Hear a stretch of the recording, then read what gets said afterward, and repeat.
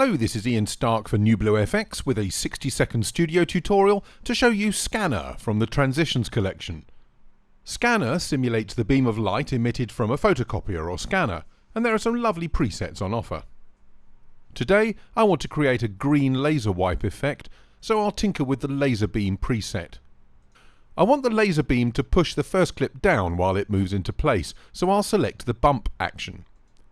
I'll just drop the width down a fraction to 20. Finally, I'll choose a nice bright green that will really make the laser beam stand out against my footage. It's as simple as that.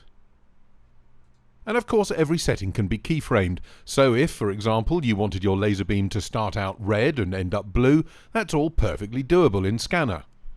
Be sure to check out Scanner, as well as the entire line of video effects and transitions at www.newbluefx.com.